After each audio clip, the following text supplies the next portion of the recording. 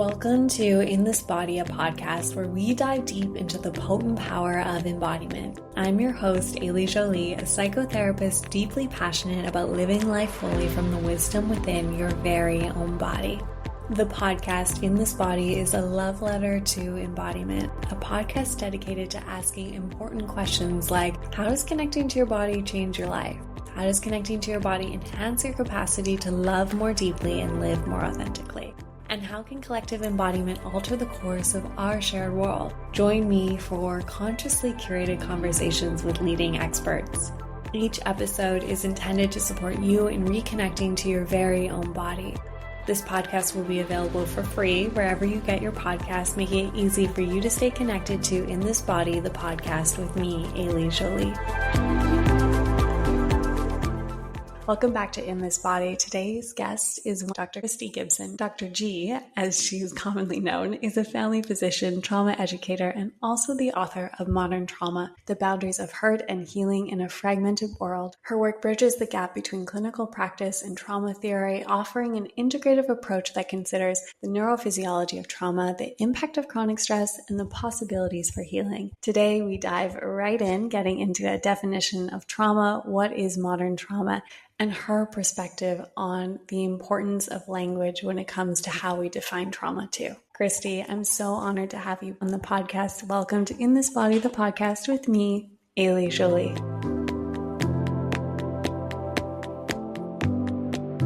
The first question I have for you today is a bit different than the questions that I have asked past guests right at the start of our time together. But I would love to hear from you how you define trauma as a starting point for our time together today. I think of trauma as an internal process. So when I went to medical school, when they say the word trauma, I think of somebody who is in a big accident or a natural disaster and their body is broken. So trauma always was the external event until I started to learn more. So now I think of it as an internal event. Trauma is the thing that your body does in response to this.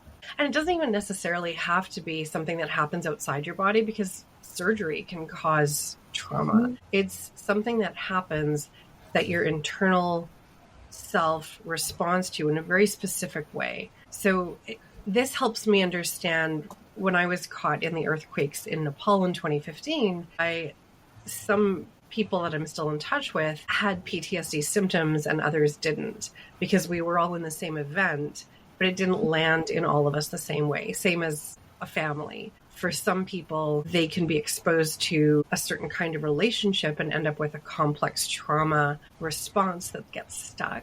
And other kids in the exact same family won't have the same one. They might have a different response, and they might not have any response at all. So trauma is definitely affected by the landscape, which includes epigenetics, like what you inherit and what you're predisposed to. And that's a really different way of looking at it. I wanted to start with asking you that question because you wrote a book called Modern Trauma, which I recommend people pick up.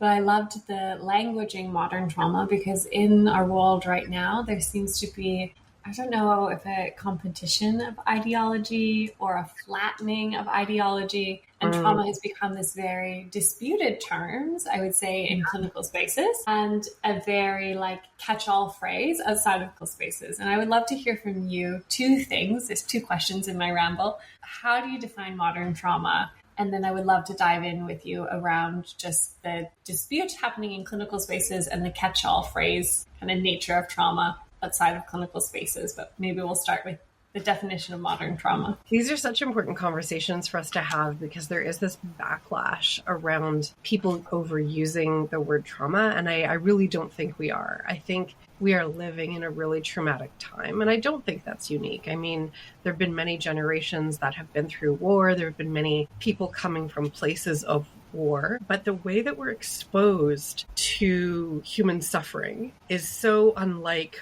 what previous generations were exposed to, because it's on our smartphones. It's, it's in our ear 24/7 if we're paying attention. And so the way that the climate emergency hits feels so much more alive because it might be happening to us if we're somewhere like California, or like most of Canada's on fire every summer now. And we don't just witness that, we're exposed to it in so many different ways, through social media, through like the ways that we communicate. So, there's some people who are on some form of social media connection like Twitter or TikTok like 24/7. Even like I'll be at the refugee clinic and my refugees from Iraq, from Sinjar, are on Facebook 24/7 looking for videos about these horrific events and the refugee camps that remain. So that access to information is just really different. And I think modern trauma is an awareness of what is hurting us and just a greater exposure to it. I did a TEDx talk last year, and I was looking at information around the climate emergency because I was talking about climate psychology. And The Lancet had published a major study. 10,000 youth between the ages of 16 and 25 were surveyed in 10 countries. So we're not just talking Europe and North America, we're talking Philippines, a country in Africa. They really did a randomized survey of the world, and 76% of those youth felt their future was frightening. That's modern trauma to me. The kids are not all right. It's why I joined TikTok. People recognize that these times are different. I would love to maybe pull this a little bit apart a little bit more. One thing that I really love about the field of somatic embodiment is this understanding that the unconscious lives in our fascia and our body, and our brain only takes in 0.0001% of what's around us. Our body takes in the rest. And so when we speak of modern trauma or the access to witness human suffering, because I think we all felt it in a different way before, but now we can really access it and witness it. I would love to hear from you how you believe or perceive that impacts the relationship we have with our body. Because I do perceive that to be, it is what we call it vicarious trauma, re-traumatization. Some spaces will be like, oh, that's extending too far. But it's like the reality is that we are inundated with images of horrific pain all of the time. And that is unique. Yeah. I think that the realm of somatic psychology is like a newborn. So those of us who have an understanding of it have a completely different paradigm around the mind-body connection. And as a physician, this really spoke to me. It's one of the reasons why I focus on somatic healing in the modern trauma toolkit. And it's what I find the most efficacious, because you can't think or talk your way out of a traumatic response because it is stuck in the body. So this is something that the pioneers like Bessel van der Kolk and Gabor Mate helped us understand. And then since then, somatic practitioners have developed more and more novel ways of shifting that response. So I feel like that's very hopeful. I don't think it has to be stuck, and that's why I think it's worth talking about. But what gets stuck is these associations in your amygdala. So when you have been through something that your mind has perceived as dangerous or traumatic, it wants to remind you about that so that you don't get stuck in it again. So it stores the associations, the context, the sensations that you have in your body, and the emotions that happened at the time of the event are stored in the amygdala as triggers to remind you. So it's this protective and adaptive function of the body. And I think that's one of the most important things that help develop self-compassion and avoid shame, is to remind people that this is there to protect you. This isn't something wrong with you. But it's happening to more and more of us, and it's getting stuck. So when your amygdalas are saying, something's dangerous, and getting constantly triggered by these exposures that keep happening, it gets us stuck in either fight and flight, or an activated body response, or freeze, which is an underactive body response. And we're seeing a lot of both of those in the world right now. One of those things that you see on social media is the people that are saying like really awful things to each other, and they are stuck in fight and flight. Like they're angry, they're passionate, they are fearful, and they're enacting it in those ways. And then you see a lot of folks stuck in freeze, like they're the ones that aren't getting out of bed, they're doom scrolling and kind of dissociating in that way. So these are adaptive coping responses, but they don't really let you do the thing that you want to do in response to these events. How do you feel like the conversation of modern trauma can start to kind of push people or gently guide people out of the underactive or the overactive nervous system state? So I think our understanding of trauma right now has really shifted. I think it's why there's this backlash on the so-called overuse of the term. If we think of trauma as something that is sending a message, as a reminder that either the world isn't safe, which is what generally happens after we're exposed to these external traumas, like the climate emergency, an ongoing pandemic that people are comfortable ignoring or even creating, like with a lot of what's happening with vaccines in the United States. The measles outbreak could feel really scary to parents when they don't feel like they have the support of these structures and systems that have always been in place. Climate change, these divisive politics, like these external things that we are exposed to create this message that the world isn't safe. And then if you add developmental or childhood trauma, where our attachment wasn't safe enough, that we believe that there's something wrong with us. So I am not deserving, I'm not good enough, and you might have a core of shame. So I think there's many different kinds of traumatic exposure, and people are sometimes getting a culmination of that. So one of the things that I didn't study in medical school, because it just simply wasn't published yet, was the adverse childhood experiences research.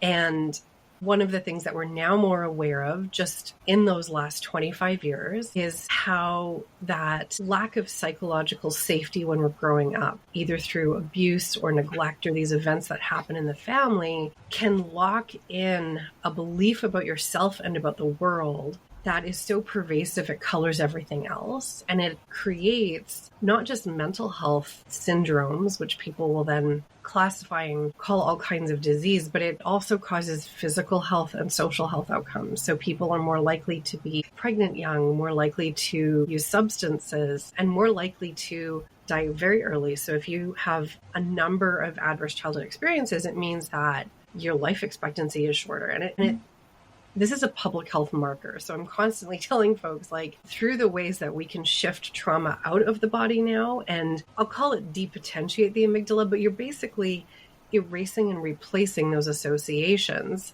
through processing work. This is not your story. So it really makes me sad that people will look up the ACE study if somebody texts their ACE score and they're like, oh my gosh, it's an 8 out of 10.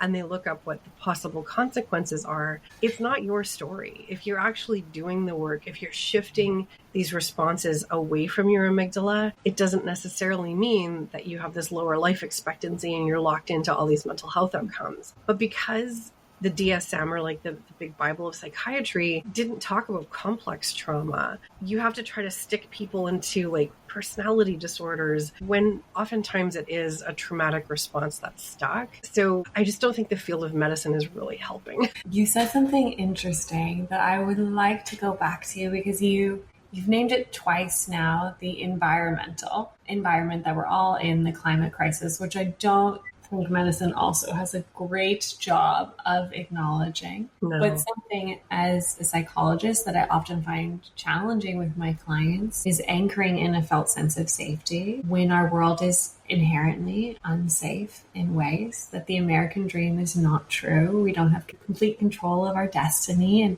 we can kind of go in that existential kind of place. But there is this type of reckoning that has to happen of, even though the world is unsafe, can I still find safety inside myself? And I would love to hear from your perspective and your wisdom as a physician. What is that process like? What are maybe some of the areas of the brain? You've named the amygdala, but I'm also thinking of like our interoceptive awareness and our prefrontal cortex and some of these other areas that maybe don't get spoken about as much when we think of creating safety in an inherently unsafe world. Because we're not in control of it. Never will be. Yeah. No, it's such an important conversation. And I think it's one that I'm developing an understanding of it. So this is kind of my snapshot in time around it. But let's start with interoceptive awareness. So for many of us, all emotions are made as perceptions in the brain of signals that are coming up from the body. So this is really the role of the vagus nerve. The vagus nerve is meant to be afferent fibers. 80% of the vagus nerve signals are telling your brain what your body is up to. And that is part of the process of interoception, which is an awareness of those internal body messages. And what ends up happening when your amygdala has decided that those signals are dangerous or something within the external environment is dangerous. And so those interoceptive signals could be saying, hey, my heart rate's speeding up, or do you notice that you're sweating? And it's telling your brain what your body is up to, but it's also telling your brain, this is what I'm experiencing with my senses. This is what I'm seeing and hearing and touching. And those signals are telling me through social media, through the smell in the air. So for like up until I think Sunday, we had the strongest smell of like campfire smoke as soon as we step outside where I live. And I know this was even true in Toronto, which didn't usually get exposed to that. I was there the weekend before, and the air was so thick that the air quality index was at like a +10. So it was beyond like the level that it's safe to be outdoor. And I would be seeing people cycling and rollerblading. What's happening is you are breathing ash and you have an interoceptive awareness of it. But what your amygdala has done, instead of turning the volume up and saying, danger, danger, it's turned the volume down. So you've actually disconnected from your sensory awareness. And this is the two different responses. Your amygdala can amplify those signals and scream at you, you're in danger, why aren't you doing something? And then you get really locked into fight and flight. Or your amygdala can turn the volume down and be like, oh, it's fine, everything's fine. And then we end up ignoring the crisis. So both of those things are happening. And part of it is when your amygdala is activated, it actually disconnects the neural network towards the prefrontal cortex, which is where your brain does its thinking. So we can't really rationalize out of what the amygdala has decided you're going to do.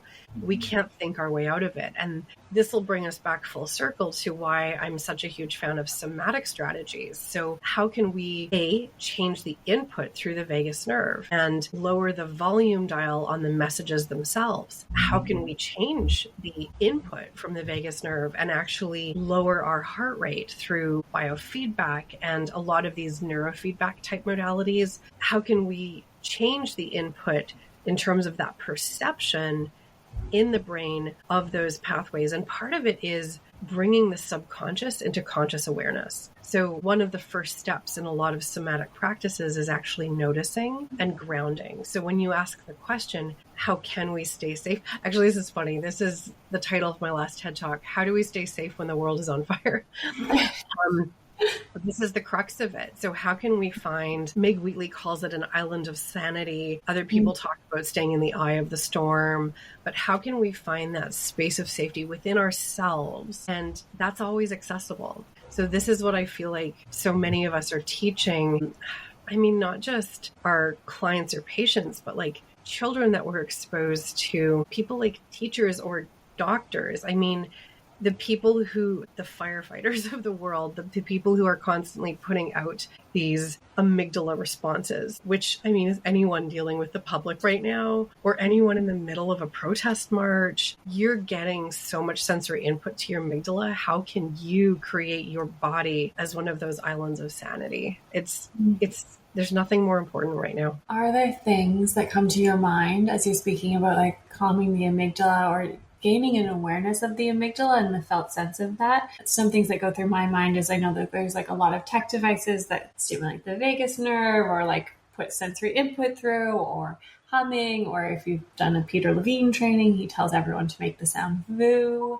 Are there any things like that that come to your mind that can maybe calm that amygdala or pull us a little bit more into presence when we start to either shut down or start to move really quickly in our mind? The answer is yes, because it's all of that. And what I think is really important is to develop that interoceptive awareness. Like, what is that signal pathway for me? And then figuring out which is turning the volume dial down or sometimes up for my nervous system. So Deb Dana calls this befriending the nervous system, but part of it is like, how can I learn to notice what those signal pathways are for me? When my vagus nerve is sending dangerous signals, when my brain is perceiving them in an amplified way, what's that like for me? So much of this is that first phase of Judith Herman's work around trauma processing. She calls it establishing safety. So I talk about noticing, shifting, and resourcing. So the noticing is just like, what does that feel like for me? How can I get those early signals that my nervous system is overactive or underactive? And just learning what those early signals are in your nervous system. And then shifting is any and all of what you're describing. And so that's why on the Modern Trauma Toolkit, the tagline is personalize your pathway to post-traumatic growth, because it's not the same for all of us. So for some folks, it's going to be creating a playlist and humming along to it. So you're extending your exhale, which is enhancing your parasympathetic or your calm nervous system tone. For other people, it might be soothing self-touch. So a gentle brushing across the palm of the hand, or the cheeks and the forehead. I had learned the havening technique, so I have a whole chapter on that. And I was teaching that on TikTok for the first couple of years I was joining. I was just like, let's do a havening practice. And I would just teach my TikTok followers, how do we calm the body down? And some people would be like, well, yeah, that didn't work for me. Great, let's try something else. And this is why we all need this toolkit, hence naming it the Modern Trauma Toolkit, is because every toolkit's going to be different. And even for some people, like your toolkit might be different depending on that state of activation. So if you are really, really overactivated, you might not have access to guided imagery because your brain is just spiraling. And you might have to focus on something just like a grounding techniques, rocking your feet, or trying to change your breath. Something that's not going to require any thinking at all, because your neocortex, the outer layer that thinks, isn't available to you in the least. And so part of that noticing is developing an awareness and knowing, okay, this is the strategy that I can use right now in this moment. And it's never going to be perfect. This is a larger question, but do you have any ideas or speculation as to why that kind of personalized approach or more nuanced approach has evaded the conversation? And my mind goes just to the reality that most of the big figures in somatics or trauma are white heterosexual men. We don't have a lot of anything else kind of out there speaking. There's a few that come to mind, but they definitely don't have the platform as those people. I always will just think of capitalism, and everyone likes a prescription. You know, I do X, Y, Z, I'll be fine, great, you know, keep moving forward. But I would love to hear from you around what it was like for you to write something that is really personalized and is really nuanced, what that process was like and how it was also received. Without naming names, I did create the book as a response to the conversation that had been having. And I want to acknowledge that I'm on the shoulders of these pioneers in trauma that did give a really good description of what trauma is. And I wanted to continue the conversation in a way that was really nurturing and embodying what that response should feel like. So my approach to it is what I would hope is a more embodied form of expression. So it's not just the words that I say in the book or on a TikTok. It's the intention and awareness of how all of it's landing somatically. So if I make a TikTok, and I just notice my cadence slowed down as I'm developing an awareness. When I make a TikTok or when I listen to your voice, you have a very prosodic voice. When I recorded my audiobook for the Modern Trauma Toolkit, I mean, A, funnest experience ever, but B, so much of my own awareness was, if I can say these words with a melodic and soft and nourishing voice, they will land differently in your nervous system.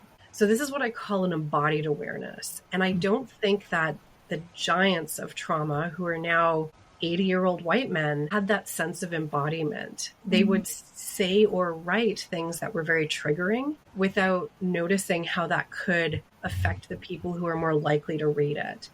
And then they would offer a solution that was a one-stop. So if you do yoga, if you move your body in this way, if you can do sequencing, if you access the point of traumatic foundational belief, this is your pathway. And for me, you can create a greater sense of agency, or your ability to control the situation, which trauma takes away from you, if you can explore that personalized pathway. I'm going to learn this today and see how it lands. And today, this is where I'm at. And I'm developing an awareness of my own nervous system. And this allows me to create my own toolkit where I have, and I don't want to say control, but like I'm in dialogue with my own mind and body. And that's really different than something prescriptive. And I think the opposite of trauma isn't feeling good all the time or safe all the time. It's having flexibility. And so if you try to say this is the one path, you've actually created something that's also inflexible. And for me, it's that agency and ability to choose. So if you need to access fight and flight, you need to access fight and flight. Like, I don't want to take away any pathways for you. I just want to open up new ones. And I think that that's really a different approach, but it takes away the shame because you understand that what your brain is already doing is adaptive and protective.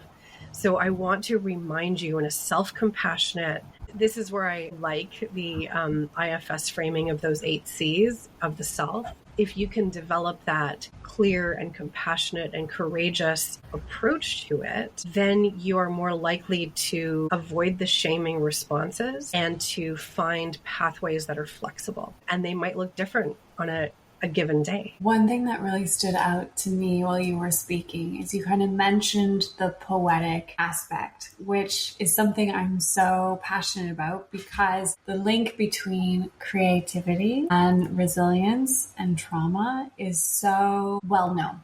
Like, and even the healing from trauma process, in air quotes, is one that is going to inherently has to be creative and has to be unique and personalized because you are your own little being here with your own lived experiences, and no one is exactly going to know what happened, and your nervous system is going to adapt in all these ways. And so to be a practitioner in this space also means being willing to be creative and playful and experimental while in the hardest, heaviest stuff. And I would love to hear from you again why you feel like that part of the discourse hasn't made it in. Because when I did my master's certificate at Harvard in global mental health trauma recovery, we talked about play. We talked about creativity. It's like why I went and trained as a sex therapist, because I was like, what? Like, I have no vitality skills in my toolbox and I'm not a very vital person. I must go. But even though it was in like these little classrooms at Harvard, it's not really in the discourse by kind of the big trauma figures in any significant way, or in a way that my clients have actually received it, and I'm not the one doing that psychoeducation between the links. So I would love to hear a little bit more about that link because you planted some seeds on it. I love this conversation. I love your background around this. I have a whole chapter around like creativity in the Modern Trauma Toolkit because there's so many sensory ways that we can access it. So people have talked about narrative therapy where you use storytelling. When I think of this, it's ancient knowledge. There isn't a lineage of any culture in the world that doesn't use storytelling and allegory and imagery and metaphor to share wisdom and to share ways to respond in a good way. So, I mean, I studied ancient ways of knowing like Ayurvedic practice and Qigong. And so much of what I learned is that we've always moved the body. We've always sung together or chanted together. We have always been creative beings. We've always been storytellers. And there's so many cultures around the world where a community will dance in a circle. These practices have existed because they heal trauma. There is something about a collective being where we can actually get like resonant heartbeats and nervous systems. We co-regulate in community. And we've lost so many opportunities to do that because we are doom scrolling on our individual phones. So these ancient practices that have always been deeply healing in all of our lineages for so long have always involved creativity. And I think that to reconnect to, and again, personalizing your pathway, like I'm not going to say to everybody, you have to do this drawing of a river of life exercise and get an embodied understanding of the obstacles and the beauty that have been on your path. Because not everyone's going to pick up some Sharpies or some crayons and go for that. But some might. I do appreciate how Deb Dana, like in her understanding of polyvagal theory, she has so many different practices and some of them do include creative expression. I think creative expression allows us to heal in ways that aren't just using our rational brain. One of the many random things I studied was social innovation. So it's like, how do we change systems so that the systems aren't continuing to harm? So the course itself was super interesting. We were living in Banff in the mountains. It was just joyful, and the group was incredible. But one of the things that they said to us in the very first day is, would you play a one-string guitar? And what the question was asking is, why do we keep pulling on the string of rationality and cognitive skills and ways of learning when we have all these other things available to us, which includes creativity, it includes ancestral work and metaphor, it includes interacting with nature. So nature teaches us so many vital lessons, both through like the fractals of what's happening in the environment, but also our ability to reconnect to land and to water and to air, which is us. I mean, this is what makes up the human body, and we are already so interconnected. And if we acknowledge that connection, we would not be doing to the earth what we are doing to her. So I can't off the top of my head think of the 6 ways, but one of them is definitely somatic and the lessons learned through and between bodies. So when I mentioned co-regulation, what do we learn about the nervous systems around us? And for some folks who've been exposed to tremendous amounts of trauma, their awareness of that through empathic abilities is so much more heightened. And it's hard for them to be in the world because other folks are dysregulated, they're not okay, and their body knows it. So part of the signals is like, I don't want you to not be an empath, but I don't want you to walk into the room and experience all the suffering that's there. So how do we adjust the flow of information so that you feel like you can handle it again? So that tends to be a somatic practice too, but can it be done through creativity? I mean, this is why people are really vibing with like ASMR or like these really soft and soothing sounds. And because they're like, yeah, that relaxed my nervous system. I'm purring like a little kitten in here. Great. That's working for you. So if this is the kind of thing that is relaxing your nervous system, let's lean in. And yeah, for lots of folks, when you mentioned sexuality too, I just want to touch on Adrienne Marie Brown. I know she's not trained as a psychologist, but when I have read her books about emergence or pleasure activism, that to me is an important part of psychology. How can we show up in a way where we can be playful and we are sharing food together or we are dancing together during the protest, during the ways that we are trying to change systems. That can be joyful and pleasurable, and it should be, because otherwise the new system that we create is created through our fight and flight response. So yeah, I think of that question as not just like, how do we show up as individual selves, but how do we change the systems to ways that are more generative? Absolutely. There's one specific modality that I'm trained in, and it's very prescriptive, like very dogmatic. This is what you do. This is when you give the intervention around the eye contact, and then you name the breath, and then you name the shaking, and it's like you have to do it exactly to the thing, or else you don't pass. Except for it doesn't matter what's going on with the client. And I've always found that just, it didn't fit for me. So ultimately I pulled out of just finishing off my certification. But it's always stood out to me because it felt like, what am I actually teaching that nervous system or guiding that nervous system on the other side to experience? What I'm really leading them into is a deeper, dogmatic, embodied place, which is rigid in one way and kind of like that little guitar string. And I very much resonate with you saying, like, it's not only what the client then comes in with, it's in like what moves forward from there. Then it's like embodiment is known as this dogmatic thing that goes through the head in this really kind of precise way that doesn't have attunement or honoring of the intercorporeal space between bodies, and all of those pieces get missed out. I would love to circle us back to where we started, because there's some parallels between kind of the prescriptive somatics that I just named and some of the dialogue that's going on. But I would love to hear from you just a little bit why you do or do not agree with some of the discourse around like what is trauma and like the fighting over that clinicians and physicians have. And then we'll talk a little bit about culture and everything being swept up into the trauma category and the pros and cons of that. But we'll start with clinicians first. It's interesting. I've started to recognize, because I think I've studied like probably 20 different modalities, mostly somatic, around the healing of trauma. And there's so many core components to them. And they actually share these like really foundational steps, but then they all claim that they are the only pathway. I know.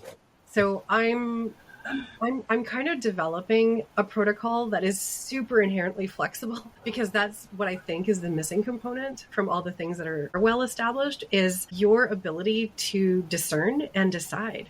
So it's not just saying this is the one pathway. It's almost like a choose your own adventure. So it can be playful and it can be really, really personalized. And every single step of the way, you're touching into that interoceptive awareness. Well, what's happening for me? Is this something that is helping my nervous system go in the direction that I prefer? Am I starting to shift these foundational beliefs using this modality today? Here's the other choice in your adventure. So there are foundational parts of therapy that I think, especially for trauma processing, where you are changing those associations in the amygdala, but there's more than one pathway towards it. And like the very first modality I learned was accelerated resolution therapy. And it is literally a script. I think it's 16-page script where you have to say the words. And I was just speaking at their international conference a couple months ago, and Lainey Rosenzweig actually went over my slide deck. She made me go over the presentation 2 or 3 times with her before she would approve it for her audience. And I get it. Like, if you've branded something and you've created something, you want it to be what it is. And also, I believe that even though this modality is super effective, and I mean, I can use it in the context of refugees, I can use it in the context of childhood developmental trauma, there is something to be said for flexibility and a personalization of that path. So I was really lucky that I did the enhanced and advanced trainings, because then they say to you, oh, you can actually adjust the protocol now. I was like, oh, phew, I want to do this thing with it, and I'm not going to keep this component in. And I can't use this verbiage because, for example, she uses the word snapshot. And if I'm a refugee, I don't know what that is. But if I say screenshot and you're just taking a photo with your phone, you're probably going to understand what a screenshot is. So I'm just going to change the language in a way that makes sense. And if I'm dealing with a refugee who's never owned a smartphone and never seen a YouTube video, then I'm going to use something very different. I'm going to say, do you have a song in your culture where you talk about something that is a part of a childhood ritual? And I'll tap into something deeper, or I might tap into food. This is a really common one. I worked with a group of Yazidi who all of the women were illiterate and innumerate. So I couldn't ask them where they were at from a scale of 0 to 10 because they didn't understand numbers. So my concepts and all of these rigid protocols threw out the window. But what they loved was watching wedding videos, because it was their culture dancing, dressed in these beautiful, ornate, embroidered gowns, laughing together and sharing a meal. And these women had grown up in longhouses where all of the women would cook together. And so a wedding was representative of safety for them. And I would actually do their trauma healing through the idea of a wedding video. Is that a protocol? Heck no. But that's what works for them. And so when I learned, well, what are you watching on Facebook? We're all watching wedding videos. Great. Let's tap into this sense of safety that creates for you, and why.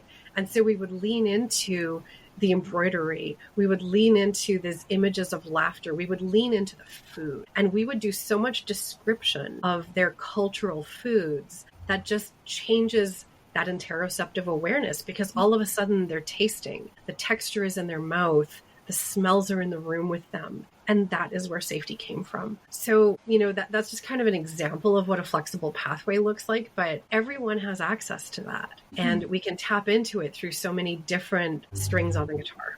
I bring us back. One of the things that I heard that kind of brings us into the conversation of trauma and like, how do we define it, is this branding of things. And when we brand it and kind of put it in that category, we lose some of the flexibility and the creativity that you just spoke of, because ultimately, at least in my experience, a lot of them times we are just saying the exact same thing in different words, but someone has a name on it. And so there's capitalist gain for it being this way and trauma being defined this way and not that way, because then my protocol heals or treats that, but it doesn't, mine does it for this definition or languaging.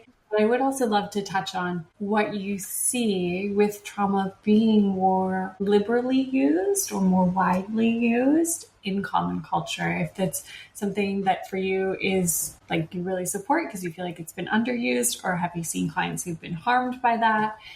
Because that's a whole other dialogue that's happening right now. And it's interesting because it's part of this, I'll just say the word conservative backlash against woke culture. So they don't want the snowflakes who are willing to acknowledge and ascribe trauma as affecting our culture. Like to even just assign, even the word snowflake did something in my body when I said it out loud. There's no truth to it. It's a person who is more attuned to the field, like to what is happening in modern discourse. So the people who are benefiting from systems of harm in ongoing colonial extractive culture and what is harming us as a living entity connected with the earth. So I don't want to say humanity, I want to say living systems. The ones that are continuing to impose harm and benefiting individually from that harm don't want us to heal, because we would heal the system. It's not just the human body that is experiencing these harms. It is the greater field. It is the water. It is the air. It is the animals. It is us as an animal. Like when I break down how trauma is landing in our body, it's us as a mammal, because that fight and flight response, it also exists in a bear and a horse and a dog. And like we are just really complex mammals with more cognitive capacity. And trauma happens in the same way in our body. So when I mentioned that soothing touch, that is something that I would do with my dog.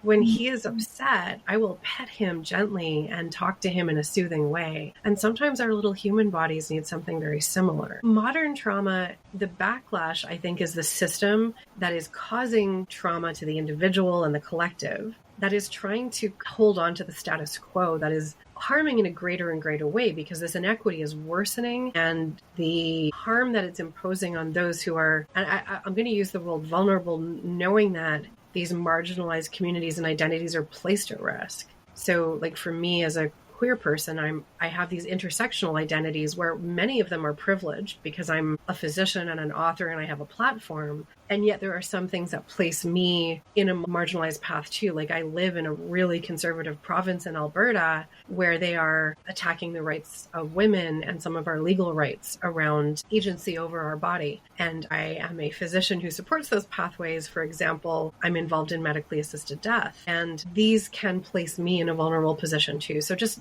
an awareness that all of us are vulnerable because we're in these frail bodies that require water and air and physical safety and safe foods. And collectively, we are so strong. I'll connect this to the UK right now because I was at a book reading from Robert McFarlane, and he just wrote a book called Is the River Alive? And it's funny, I wanted to bring this up because this is really what it comes down to. He was visiting 4 different continents, exploring rivers that are at risk and connecting the community that is fighting for the life of the river. So one of those communities was Cambridge, where he's from, but he was visiting Ecuador, northern Canada, and India. And what he was noticing is that the river isn't dead. It's a part of the system that is constantly renewing and emerging. And part of that is happening with community. And so one of his final messages is something that, I teared up when he said it.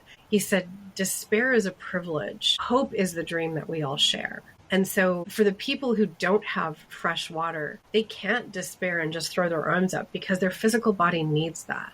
And I think it's the same with trauma. Like we're recognizing that we need to create this island of sanity and this sense of embodied safety within ourselves, just like we need water. Mm-hmm. And so part of what I do in the world is I try to get these skills and these possible pathways in front of as many people as possible. So through TikTok, creating some online training programs. I've given away, I think, about 500 copies of my book so far, because I'll give them to Indigenous reserves. I just think the more of us that are having this conversation on as many continents as possible are spreading the word that hope is our collective dream. You're not alone in this, and we're all dreaming this together, and we're doing it in different ways. Like, the reason I mentioned Americans is because they showed up in marches together.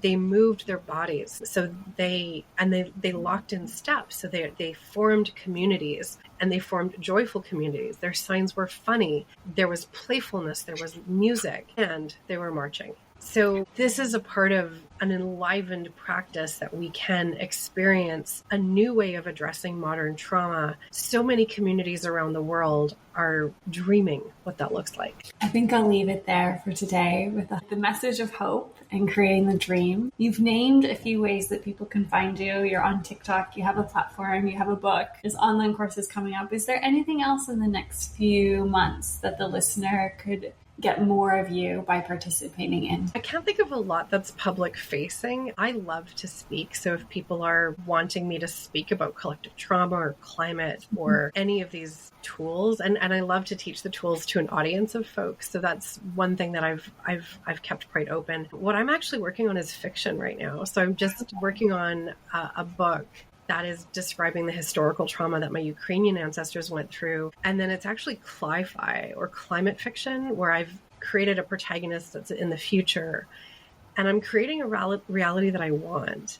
So I think I'll just leave with encouraging people to tap into their creative outlet, whether it's moving their body with Tai Chi, whether it's like a pleasure practice, like cooking, or ways that we can be together that's just bringing joy.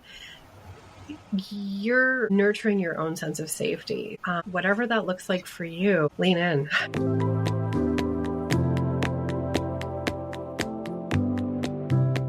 If you found value in this episode, it would mean so much to me for you to share the podcast with friends, a loved one, or on your social platforms. If you have the time, please rate and review the podcast so that this podcast reaches a larger audience and can inspire more and more humans to connect to their bodies too. Thank you for being here and nurturing the relationship you have with your very own body.